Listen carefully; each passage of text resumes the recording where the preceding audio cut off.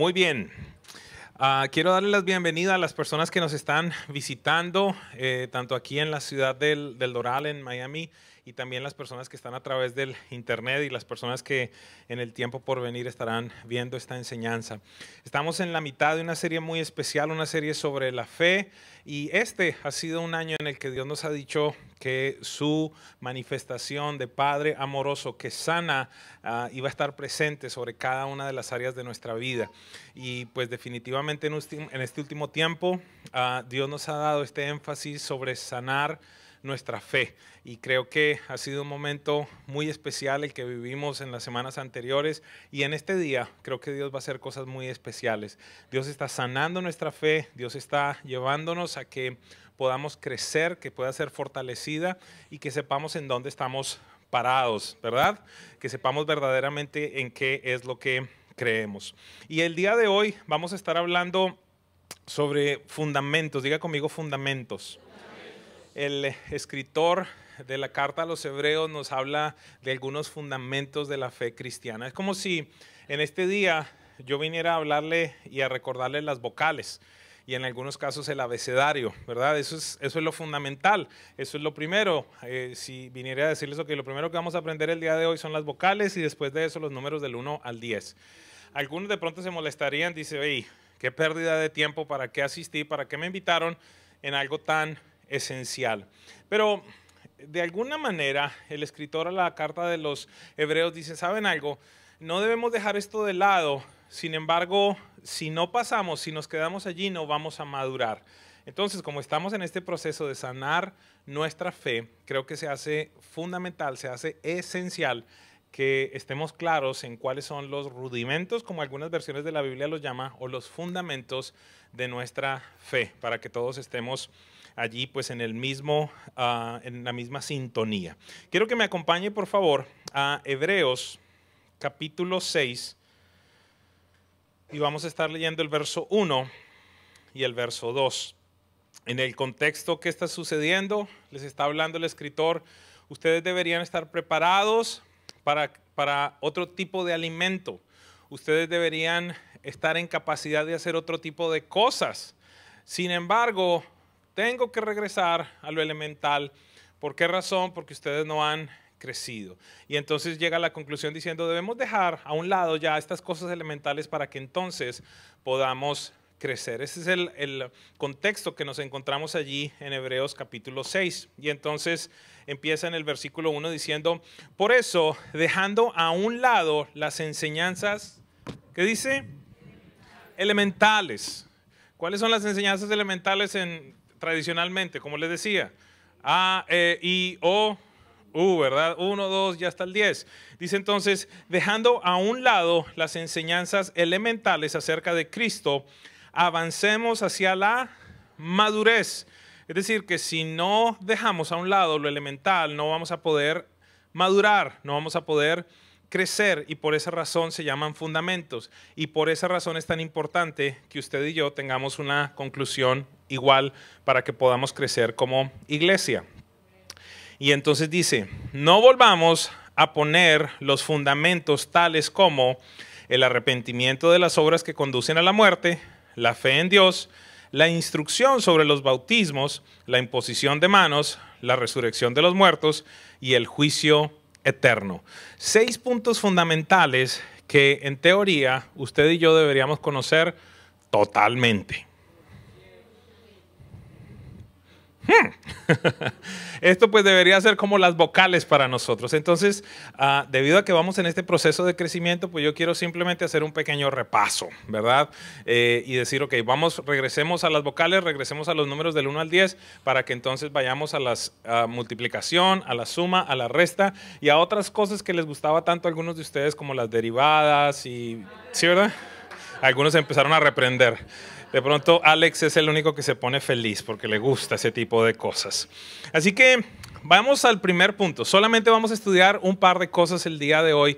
De estos fundamentos, de estos 6, vamos a estar hablando de los 2 primeros. ¿Está bien? Vamos al arrepentimiento entonces, y vamos a estudiar también sobre la fe en Dios. El escritor dice, ya no debemos volver a estar hablando del arrepentimiento de las obras que conducen a la muerte. Otra versión en la Biblia la llama las obras muertas. Obras muertas, esta versión le dice obras que conducen a la muerte. Pero lo primero que nos hace énfasis es arrepentirnos de este tipo de obras. Entonces, tratemos de estudiar en esta mañana al respecto. Es evidente que el arrepentimiento hace parte de la esencia de la vida cristiana. Pudiéramos decir que no puede existir la vida en Cristo sin arrepentimiento. No hay manera. Hace parte fundamental. Es el ABC precisamente. Usted no puede pretender que ha llegado a ser un hijo de Dios si en determinado momento, si en determinada instancia no llegó a comprender que estaba alejado de Dios, que estaba separado de Dios, que su destino eterno iba a ser estar en otro lugar, mas no con Dios, por las obras que usted había cometido. Entonces, es muy importante que entendamos que el arrepentimiento es la primera piedra sobre la cual está construida esta fe que usted y yo debemos tener en Jesús. No hay manera de decir que hemos tenido un encuentro con Jesús y que Él es nuestro Señor si no hemos comprendido y lamentado la naturaleza pecaminosa que nos gobernó y que nos separó de Dios. No hay manera. Es imposible. La primera predicación de Jesús al empezar su ministerio, la encontramos en Mateo 4:17. Quiero que me acompañe allí por un momento. Seguramente muchos de ustedes lo recuerdan. Jesús empezó predicando esto y Juan empezó predicando exactamente lo mismo. Mire lo que dice Mateo 4:17. Desde entonces comenzó Jesús a predicar. Empezó su ministerio, empezó a predicar. Y el primer mensaje que tuvo Jesús fue: arrepiéntanse, porque el reino de los cielos está cerca. ¿Cuál fue la primera palabra que pronunció Jesús en su ministerio? Arrepiéntanse. Entonces, la vida cristiana empieza con arrepentimiento. Y es importante que entendamos esto. ¿Por qué razón? Porque hay dos conceptos que pueden parecer similares, pero que no son lo mismo. Y estos dos conceptos, el uno es remordimiento y el otro es arrepentimiento. Y quiero tratar de explicarle en esta tarde a qué me refiero. En el diccionario, remordimiento está definido como una inquietud, un pesar interno que queda después de realizar lo que se considera una mala acción. Esto es como lo que de pronto a algunos de ustedes les pasa estando en el restaurante y dice: no debía haberme comido ese postre. Sí, eso es que, porque como que usted dice, eso estuvo mal, ya. En el caso mío, ¿qué es? Ay, no debía haberme comido la segunda arepa. ¿Por qué? Porque yo soy más como en el tema de los salados. Pero ¿qué pasa? Que el próximo domingo viene otro postre.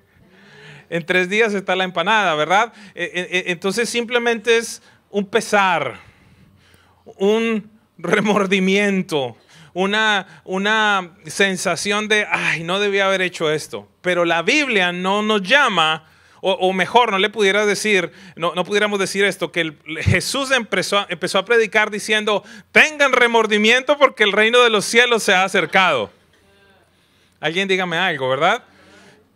Pero el problema es que muchos de nosotros es factible que nos encontremos en circunstancias como esas. Le decía a la primera iglesia, la de la mañana, que uno de los mayores inconvenientes y uno de los mayores retos que yo tengo en lo que estoy haciendo como ministro es cuando me encuentro con gente buena. Y entonces, ¿qué quieres? ¿Encontrarte con gente mala? A veces es mejor. Porque es que la gente que piensa que es buena muchas veces piensa que no necesita de Dios. O peor, que Dios se ganó la lotería cuando lo encontró. No, yo no era tan malo, pastor. No.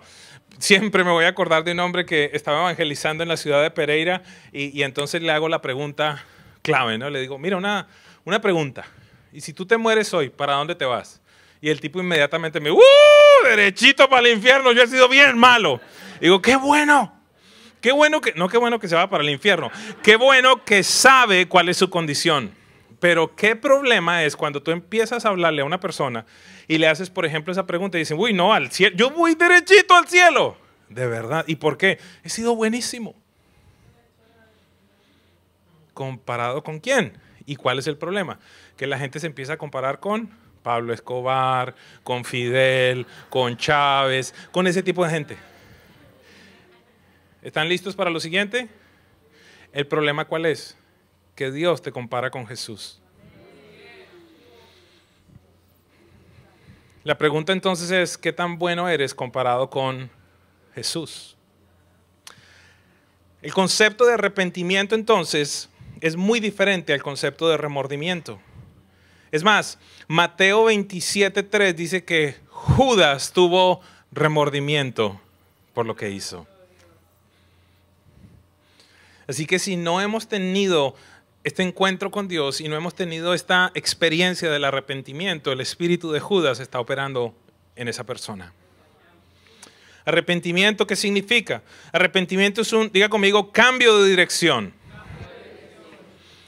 Ojo, la mejor manera para explicarlo en el original es una persona que, por ejemplo, aquí está caminando hacia el este, está caminando hacia la playa y se arrepiente, y arrepentirse significa dar un giro de 180 grados e ir en sentido totalmente opuesto. Remordimiento es, no debería ir a la discoteca esa, pero ya estoy aquí cerquita. ¿Me comunico? No debería ir al apartamento ese porque esa mujer está sola. El marido está de viaje. Espero que el Espíritu Santo no le esté hablando a nadie. Espero.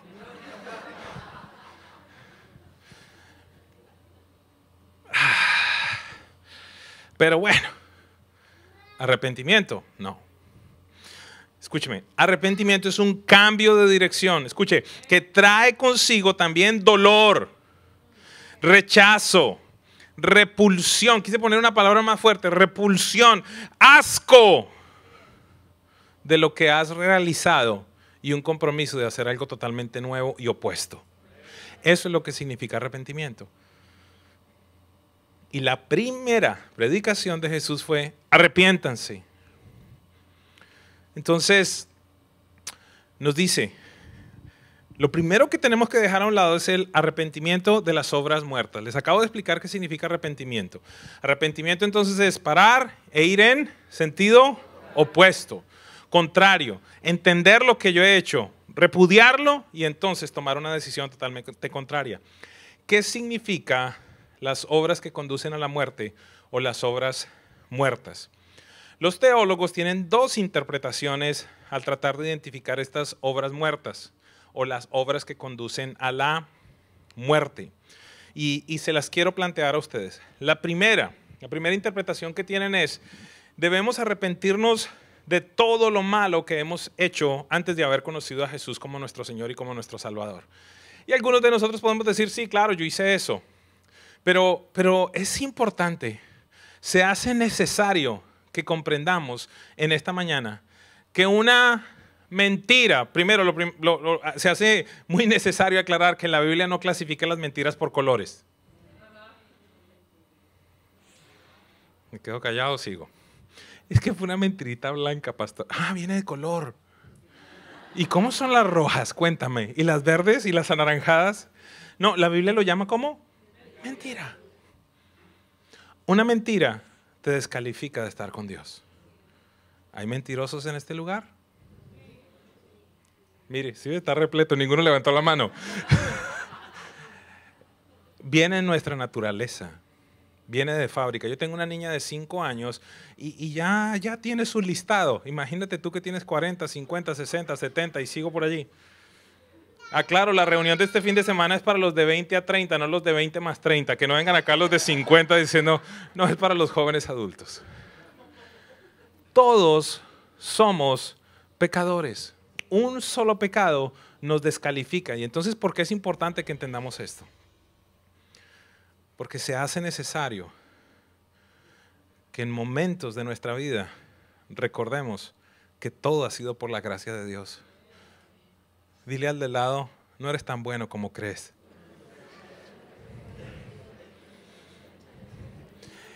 ¿Me acompaña y le dice otra cosa?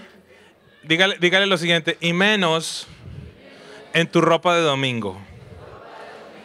Sí, porque usted sabe cómo viene la gente a la iglesia, ¿verdad? Que eso parece que flotan. Dice, wow. Pero la cosa es encontrárselo en la calle. Mire, aquí todos somos santos. Uy, adoramos. Pero el tema es en el día a día. Entonces, mire, lo primero que dicen entonces los teólogos es arrepentirnos de aquellas cosas que sucedieron antes de conocer a Jesús.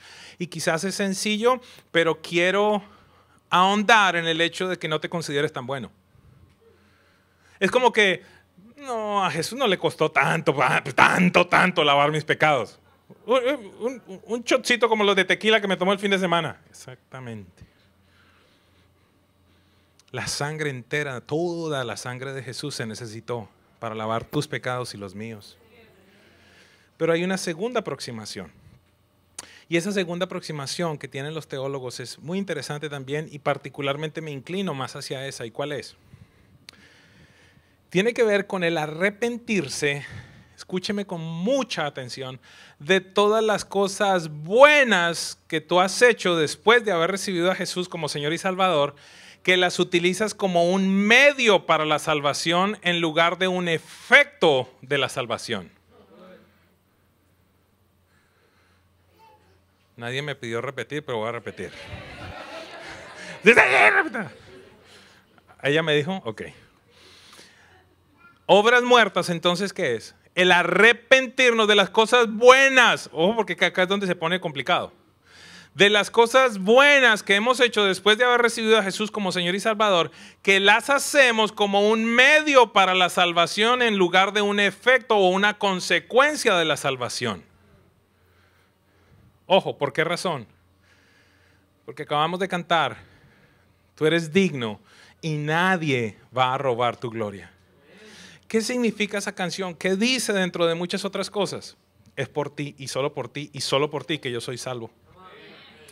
Fue porque me diste la gracia, fue porque me pusiste la fe, fue porque me pusiste inclusive todo lo pusiste, pagaste, cocinaste, pagaste, hiciste de todo en la preparación de la cena esta, para que yo comiera. Espero que me esté haciendo entender con el ejemplo. Pero explíqueme un poquito eso que arrepentirme de las cosas buenas que he hecho.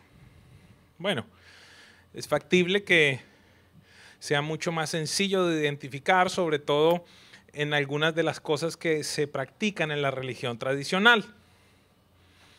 ¿Cómo qué? Como, no sé si ha visto algunas personas que inclusive en Semana Santa suben grandes montañas de rodillas hasta que no les salen sangre. ¿Para qué? Para hacer sacrificios. ¿Por qué? Porque si hago eso voy a agradar a Dios, voy a estar cerca de Dios.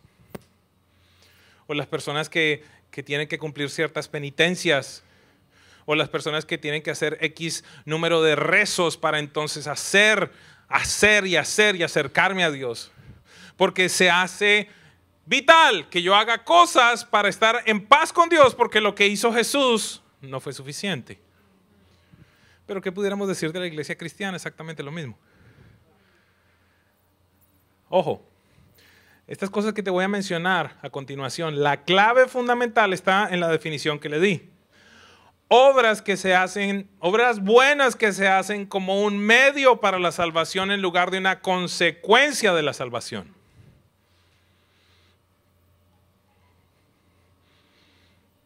Es que yo sirvo en la iglesia todo tiempo. Perfecto. ¿Qué hay detrás de tu corazón? ¿Sirves desde la posición de hijo que sabe que fue hecho salvo, que fue hecho hijo de Dios, que Dios le ama con un amor incondicional? Y entonces como una respuesta sirves, o sirves porque tú dices es que por si acaso para que Dios no esté bravo conmigo? ¿Me comunico? Hay iglesias enteras, iglesias cristianas que te hablan de este concepto de que verdaderamente eres salvo después de que tú te bautizas. Te quiero aclarar algo. Eres salvo cuando tú te arrepientes y has recibido genuinamente a Jesucristo como Señor y Salvador. No tienes que agregarle nada. Entonces, si le agregas servicio o donaciones, ofrendas, Pacto, lo que le quiera poner, nada tienes que hacer. Y yo sé que algunos están diciendo, uy, qué bueno, porque es que a mí eso del diezmo no me gusta.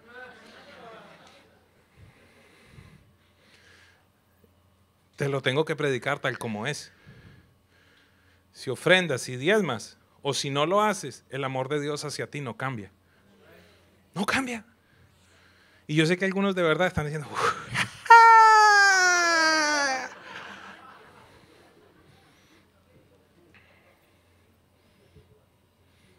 el problema es que ese tipo de cosas trae consecuencias. Te tengo que predicar la Biblia entera.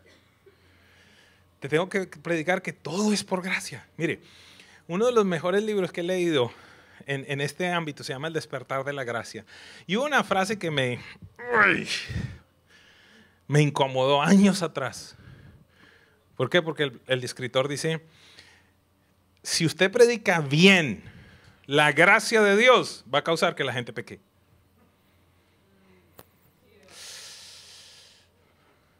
Entonces, ¿qué sucede? Que muchos líderes en la iglesia no quieren predicar la gracia como es para tratar de controlar que la gente no peque. Yo no puedo causar eso. El Espíritu Santo está contigo, yo no estoy contigo en todo tiempo. Entonces, ¿el punto cuál es? Por ejemplo, Romanos 6, 20 y 21, el apóstol Pablo dice, cuando ustedes eran esclavos del pecado, estaban libres del dominio de la justicia. ¿Qué fruto cosechaban entonces? Cosas que ahora los avergüenzan y que conducen a la muerte. Este debería ser el concepto.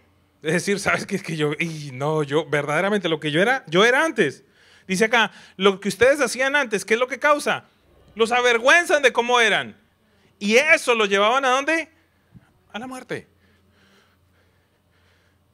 Gálatas 2:16 dice, hablando respecto al añadirle a lo que ya hizo Jesús, dice, sin embargo, al reconocer que nadie, qué pena que los moleste tanto hoy, pudiera decir nadie. Y ahora le pregunto, ¿nadie quién es? Nadie. Al reconocer que nadie es justificado por las obras que demanda la ley, sino ¿por qué? Por la fe en Jesucristo. También nosotros hemos puesto nuestra fe en Cristo Jesús para ser justificados, y lo vuelve a repetir, por la fe en Él, no por las obras de la ley, porque por estas nadie será justificado. Romanos 3:20 dice, por tanto, nadie será justificado en la presencia de Dios por hacer las obras que exige la ley. Más bien, mediante la ley cobramos conciencia del pecado. Este versículo es trascendente. ¿Por qué razón? Porque toda la gente que vivía antes de Jesús trataron en la mejor medida, de manera particular, una secta llamada los fariseos, ¿verdad? Aquellos que eran los maestros de la ley, los que sabían todo de memoria y según ellos todo lo cumplían. El propósito entonces era el siguiente. Dios dijo, perfecto. Mi plan original, ¿cuál es? Que estemos en relación. Ustedes no tienen que hacer absolutamente nada. Todo se los proveo. El hombre peca, se genera la separación y entonces a la vez se genera todo este protocolo de leyes. Ustedes tienen que cumplir esto y esto. Algunos de los pastores me acuerdan, 600, ¿cuántas son? 660 y algo. Yo no me acuerdo cuántas son. Uy, no me las sé. Y fundamentalmente nos dicen que vean casi que 2 leyes para cumplir por día. Entonces, ¿a dónde llegamos? ¿Que quién iba a cumplir eso? Y si usted quiere tratar de vivir así, vaya y lea el libro de Levítico.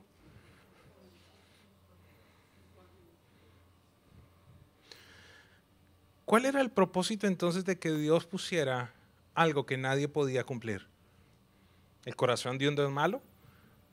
El corazón de un Dios que simplemente quería que regresaran a Él a decirle, ¿sabes qué? Es por mí. Se trata de mí. Entonces aquí el apóstol nos dice, el propósito fundamentalmente de la ley es que ustedes puedan ver el pecado que hay en ustedes. Lo vuelvo a leer. Por tanto, nadie será justificado en la presencia de Dios por hacer las obras que exige la ley. Más bien, mediante la ley cobramos conciencia del pecado. El punto entonces fundamental del corazón de Dios era, les voy a poner unos establecimientos para que llegue el instante, llegue el momento y se convenzan que por medio de ellos, de lo que hacen, de sus buenas obras, no pueden acercarse a mí. Y empieza toda esta simbología de los sacrificios y de manera particular de aquel cordero que se mataba una vez al año para que entonces todo el pecado del pueblo fuera limpiado. ¿Me estoy comunicando? Se trata de Jesús. Gálatas 3:10 nos dice, porque todos los que viven por las obras que demanda la ley están bajo maldición. ¿Por qué? Porque está escrito, maldito sea quien no practique fielmente todo lo que está escrito en el libro de la ley. El punto fundamental entonces, ¿cuál es, amados? Bien sea que sean aquellas cosas malas que se hicieron antes de conocer a Jesús, o aquellas cosas buenas que se hacen después de haber conocido a Jesús con una motivación incorrecta, nos tenemos que arrepentir de ellas. ¿Para llegar a qué conclusión? Que todo tiene que ver con Jesús y nada tiene que ver contigo. Y le quiero ser honesto, eso incomoda a mucha gente. Si usted de las personas, que yo estoy seguro que usted o es usted o conoce a alguien, de las personas que les incomoda recibir, esta doctrina es bien fuerte para usted. No sé si le ha pasado en determinado momento que usted quiere invitar a alguien, eso parece como un gato patas arriba. No, no, no, no. Hey, te quiero invitar. No, no, no, tranquilo, yo pago. Hey, te quiero invitar, no te preocupes. No, no, yo tengo plata. Recibe. ¿Alguien se identifica conmigo? ¿Conoce a alguien? ¿O usted del otro extremo? ¡Listo, pague! Mañana nos vemos. ¿En dónde almorzamos? Sí, no falta. ¿Verdad? No falta. ¿El punto cuál es? ¿Por qué? ¿Por qué, amados? Porque es que esto de que yo no tengo que hacer nada y que todo fue por Él, es como que, pero de verdad, pero en serio, es gratis. ¿Qué es lo que uno usualmente dice? ¿Gratis no dan?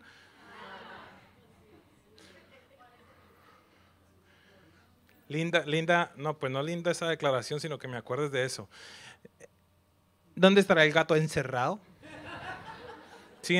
¿Todos entienden esa terminología colombiana? Ahí hay un gato, ahí hay algo que no me han contado. Ahí hay algo que no me han dicho. Sí, lo único que te han dicho es suficiente con la sangre de Jesús. Si te arrepientes verdaderamente, si convencido en tu corazón tú dices, Señor, no puedo salvarme por mis propios medios, reconozco que soy pecador, reconozco que estaba apartado de ti y necesito de un Salvador. Punto número 1, arrepentimiento de las obras muertas. ¿Cuál es mi invitación entonces? Que nos arrepintamos de las dos. Y se lo digo en la primera instancia, se lo digo de forma particular a las personas que han crecido en la iglesia. ¿Por qué? Porque es que en serio, uno es tan, discúlpeme que utilice esta palabra y si lo ofendo, pero está hablando de mí, uno es tan bruto que uno piensa que porque creció en la iglesia, entonces no, yo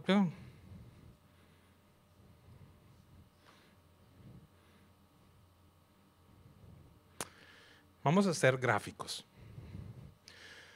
La Biblia dice que tus obras buenas y mis obras buenas son trapos de inmundicia delante de Dios.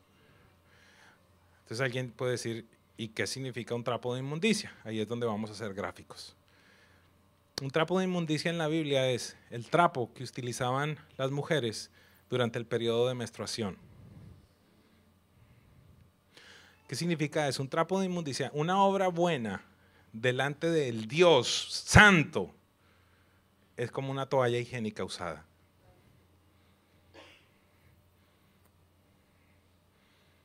Así de fuerte el estándar. Él es santo.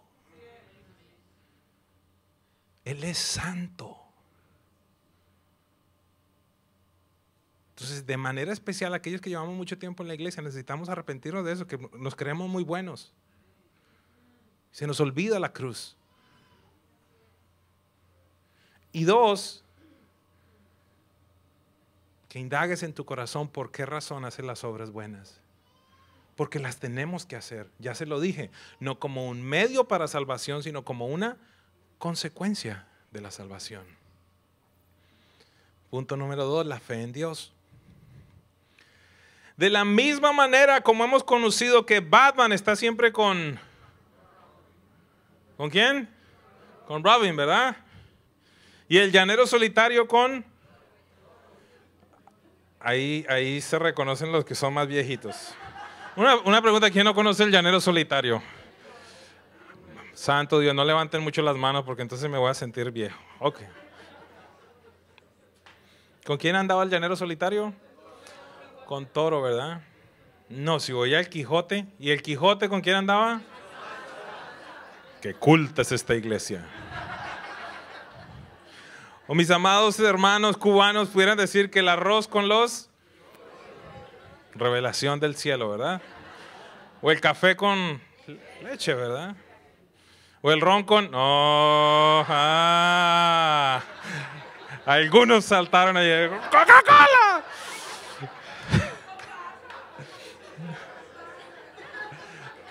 Ron con pasas, mi amor, tan linda que eres tú. ¡Ay, Dios mío!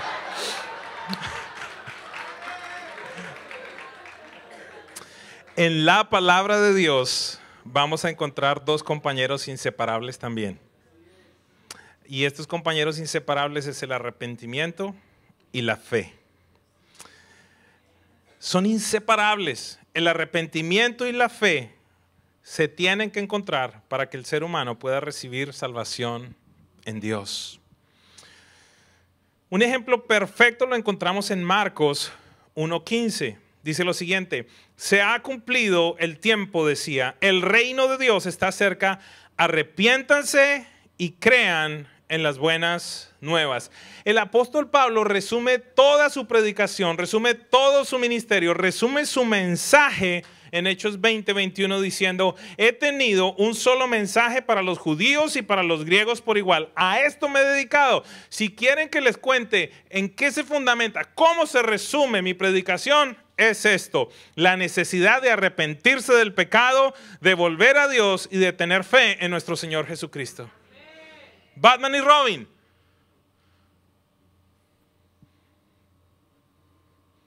La pareja inseparable, ¿cuál es? Arrepentimiento y fe. Y estamos hablando de los fundamentos de la fe cristiana. La fe fue el requisito indispensable para la salvación, inclusive en el Antiguo Testamento. Para aquellos que alguna vez se han preguntado: ¿y cómo fueron salvos aquellos que estuvieron antes de Jesús? Dice la Biblia en Génesis 15:6, Abraham creyó al Señor y el Señor se lo reconoció como justicia. Fue por fe. Concluimos entonces en la necesidad de la fe para la salvación, pero es imprescindible aclarar algo. ¿Por qué? Porque necesitamos aclarar esa palabrita que dice allí: fe en, rayita, Dios. Pero necesitamos aclarar en qué Dios. Ayer tenía una conversación en una tienda. Empecé a compartir el evangelio con una persona y me decía: ¿y cómo tú estás seguro que la Biblia, si hay tantos libros? Eso es lo que tú crees. ¿Y cómo tú sabes que tú estás correcto y no los budistas? Parecía un partido de tenis allí. Estaba allí con algunas espectadoras. Y el Espíritu Santo allí me dice, inmediatamente me dice: ok, con razón no se puede, porque una persona súper racional. Me dice: entra en lo sobrenatural inmediatamente. Me volteo, le digo a la persona que está al lado mío: pídele una palabra de conocimiento a Dios para esta persona. Y entonces le empiezo a hablar, le digo: ¿sabes cuál es el problema tuyo? That you're mad. Y eres terca.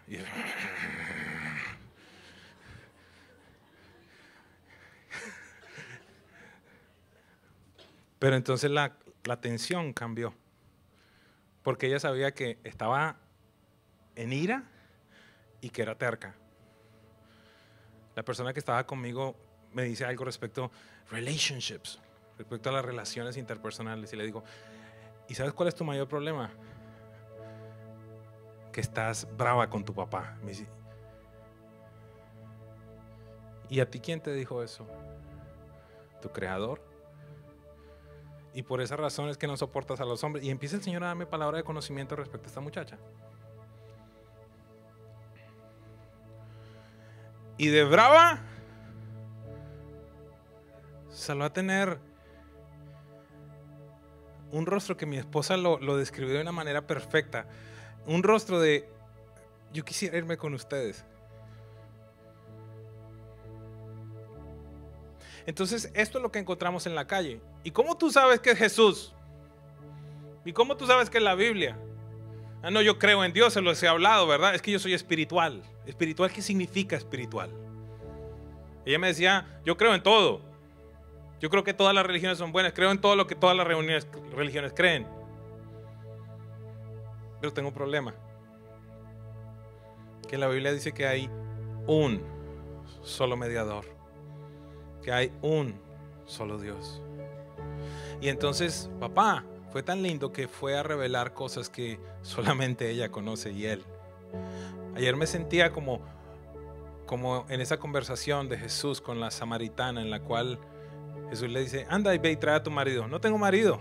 Muy bien lo dice, 5 maridos has tenido y con el que vives ahora no es tu marido. Se nota que eres profeta, Señor. La muchacha de ayer no tenía ese vocabulario, pero el vocabulario que usó fue, ¿y quién te lo dijo?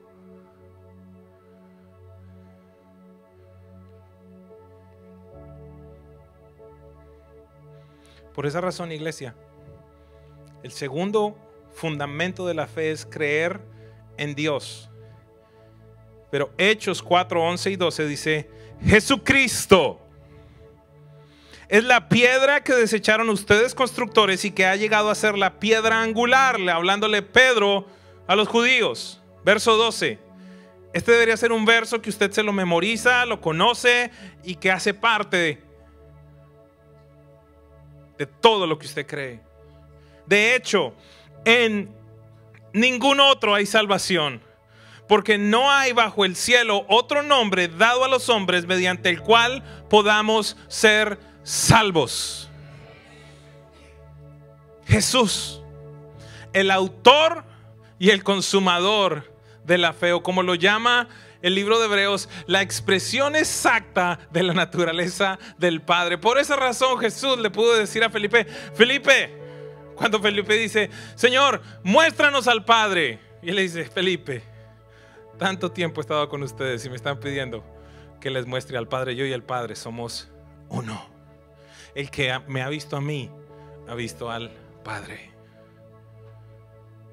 Arrepentimiento de las obras que conducen a la muerte y la fe en Dios. En este lugar creemos que ese Dios del cual se está hablando es Jesucristo, el autor y el consumador de la fe. Jesús no es simplemente un profeta más, no es simplemente un pensador, no es simplemente un héroe histórico. Es Dios que se hizo hombre para venir a reconciliarnos con el Padre Celestial. Por eso allí no puede haber negociación. Y por esa razón necesitamos regresar en un día como este al fundamento de nuestra fe. ¿Por qué, amados? Porque hay muchas voces en estos momentos. Porque hay mucha información en estos momentos, inclusive dentro de la iglesia. Y yo quiero decirte algo. Jesús no es una opción.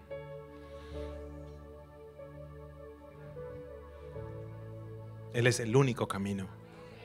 Voy a volver a repetirlo. Jesús no es una opción, es el único camino. Jesús no es una opción, es el único camino.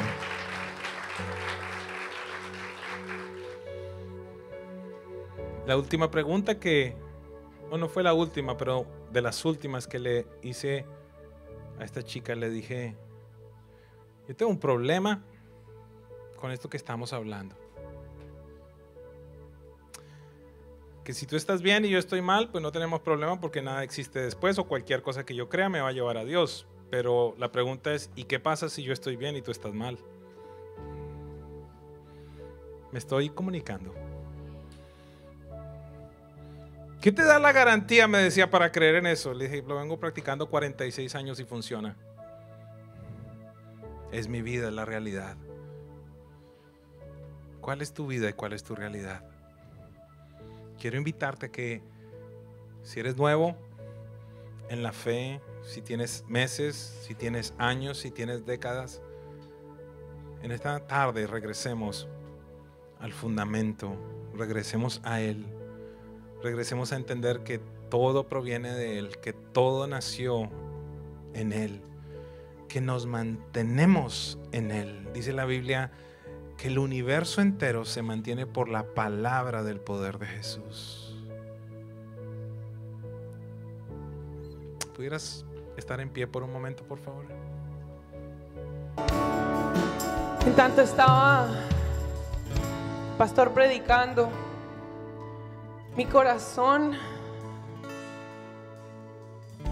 estaba como a millón, y el Señor me decía: hija, muchos aquí, mientras Él está hablando a través de su boca, les cuesta trabajo entender específicamente de que no necesitan hacer nada, no necesitan añadirle absolutamente nada a lo que yo hice a través de mi Hijo Jesús. Porque es pensar, como bien decía Giovanni, hay algo encerrado ahí detrás. Hay algo que me quieren quitar para yo entregar esto. Pero yo te quiero hoy afirmar de parte de tu Padre: Él no está detrás de nada tuyo ni mío. A Él no le interesa absolutamente nada material, físico, de posesión, ni tuyo ni mío. Lo único que le interesa es tu corazón y mi corazón, tu vida y mi vida. Es lo único que Él quiere. Y Él, ¿sabes qué te dice? O qué nos dice: tu vida, que es un completo desastre, tu vida que es algo completamente desbaratado, feo, sucio, yo te la voy a quitar y te voy a dar una mejor vida, una vida abundante, una vida que tú ni siquiera te imaginas.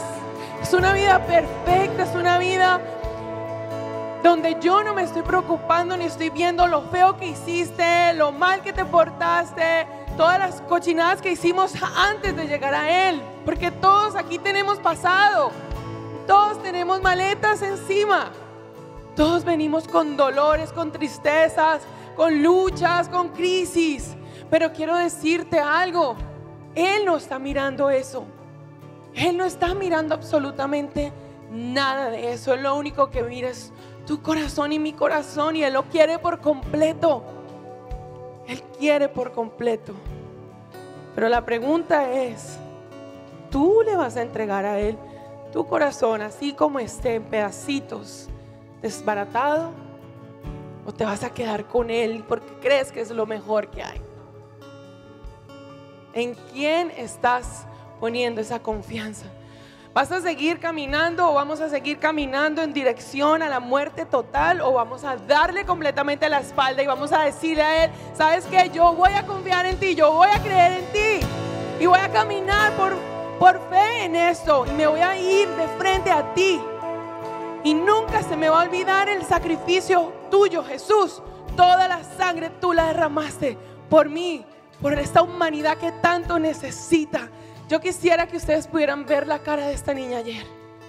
Salimos de ese lugar contentos, pero a la vez tristes, porque veíamos que en ella, así muchos hay desesperanzados, y tú y yo tenemos la esperanza en Él. Tenemos la posibilidad de ser la esperanza también para otros. Recuerda eso: tú eres ese Jesús aquí en la tierra. Tú eres el Padre aquí en la tierra. Tú eres los brazos de Jesús para alguien. No sigas creyendo que eres basura y que no sirves y que mejor dicho, que eres lo peor. No lo eres. pero tampoco te creas lo mejor, porque tampoco lo somos. Es Él, simplemente es Él, amada iglesia. Es Él, yo te lo recuerdo, es Él en nosotros, es Jesús en nosotros. Vamos a decírselo, gracias porque eres tú, mi Dios. Que nunca se nos olvide que eres tú, mi Dios. Que eres tú, que eres tú, que eres tú. Gracias, Dios. Gracias, Padre, gracias. Personas que están a través del internet, a través de las redes sociales, también nos despedimos de ustedes. Queremos darles gracias. Gracias por ser parte de esta familia preciosa que es Presencia Viva. Queremos recordarte que ustedes son muy importantes y que todo lo que hacemos también en esta casa lo hacemos pensando en ustedes. Si tienen motivos de oración, si requieren o contarnos incluso testimonios, no olviden escribirnos a info@presenciaviva.com. Y pues obviamente queremos conocer más de lo que Dios está haciendo en sus vidas, en sus familias, en sus países. Gracias una vez más por ser parte de nosotros y por confiar en esta casa. Les bendecimos. Gracias.